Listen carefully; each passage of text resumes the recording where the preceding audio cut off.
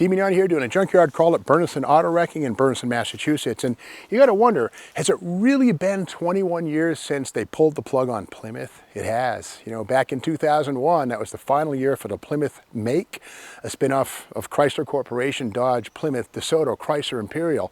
Yeah, Plymouth gone after 2001. Of course, Plymouth arrived in 1928 and was one of the smartest things that Walter P. Chrysler did was buying and creating actually the Plymouth brand. It saved Chrysler Corporation through the Great Depression. In fact, was one of the more popular cars, selling almost as much as the Ford Model A's did for a couple of years. So again, Plymouth really kept the ball rolling, but by 2001 it was redundant. Dodges and Plymouths were basically the same cars, and well, that was that. But speaking of the same cars, this is a 1946 Plymouth Special DeLuxe. Now you got to remember that World War II had ended in 1945, and during 1942, 3, 4, and 5, no new cars were being built or designed in Detroit. So for 1946, most of the car makers rehashed their 1942 models, and that's what Plymouth did. This is essentially a 1942 Plymouth with some minor modifications. But here's the thing. It was a seller's market in the post-World War II era, and 1946, 47, and 48 Plymouths are all essentially the same car. It's one of the few times that 3 model years went by without major differences. The only way to really tell these cars apart is by the serial number. So again, 1946, 7, or 8, they're all kind of the same. And a lot of people call these cars potatoes. That was the potato era of American car styling because it looks kind of like a baked potato, doesn't it? It's rounded. And on this one here, we see here the bolt-on fenders, the running boards, which are typical late 30s, early 40s, well, late 40s actually, architecture. Now the trunk on this is quite large. Let's take a peek inside, and it lifts up from the top, and there it is. The spare tire mounts vertically on the right-hand side, and the little mount that's built into the car to hold the spare tire in place, so you could even, you know, have a crash or flip over or whatever, that tire's not going to get loose. And check this out, a Cities Service Blue Club motor oil can. That's a pretty cool. So Petrolania, people who collect oil cans and stuff, that's called Petrolania. Putrefied is what the rest of the trunk is, but anyway, so that's the back. Now here's the thing, you know, a lot of folks think suicide doors, well, Lincoln Continental, 1961 through 68, 9, whatever it was.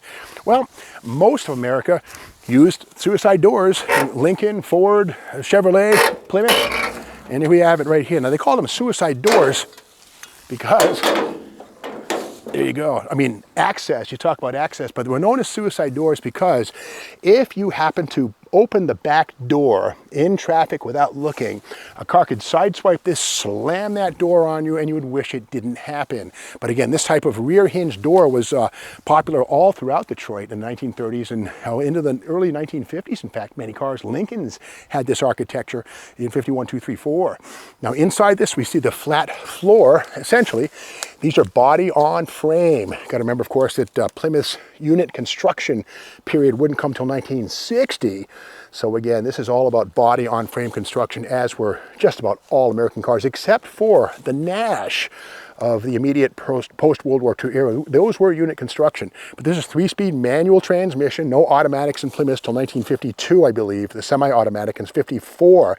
The fully automatic, if I remember correctly. But this is 3 on the tree. We see Special DeLuxe on the instrument panel, that little logo, that circular thing. And that means this car had 2 windshield wipers, not 1, 2 visors, not 1, and slightly better interior trim inside.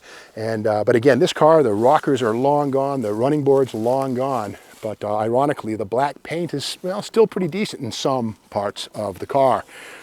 And one thing that's kind of neat too is the 42 Plymouths and 46, 7, and 8s. The running boards were there, but they were covered up by the bodywork right here. When you close the door, you open it up, there would actually be a running board beneath that. It's gone now, but kind of an interesting old versus new, or old meets new piece of architecture. Now we work our way to the front. We can see here Special DeLuxe. And again, in 1946, 7, and 8, there were no Furies, no Belvederes, no Savoys, no Satellites. It was just Special Deluxe, nothing too amazing. And even part of this numbers, you know, P18, stuff like that. So Plymouth was very much selling a lot of cars, but their marketing campaign really had a lot to be desired.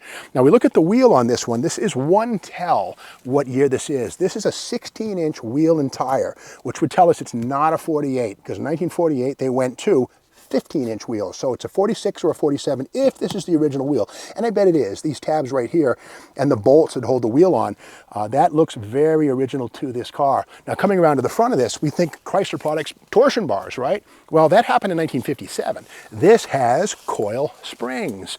And 1934 actually was the first year that a Chrysler product or Plymouth had an optional independent front suspension. Independent means that there's no beam axle, there's no leaf springs. Instead, there's an upper control arm and a spindle and a lower control arm, and that coil spring is what bounces as the car goes up and down, so to speak. So again, 1934 is the first year that Plymouth had an optional independent front suspension. Before that, it was all about beams and parallel leaf springs.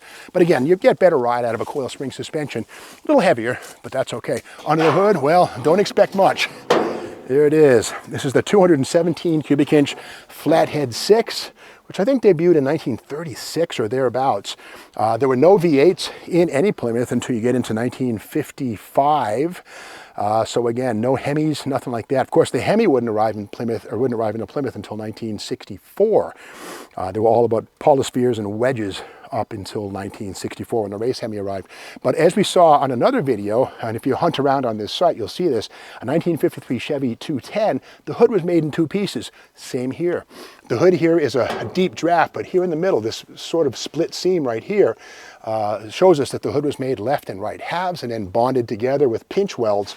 So again, that was about having a smaller stamping machine to create the hood versus a larger one. So two halves versus one big stamping or draw.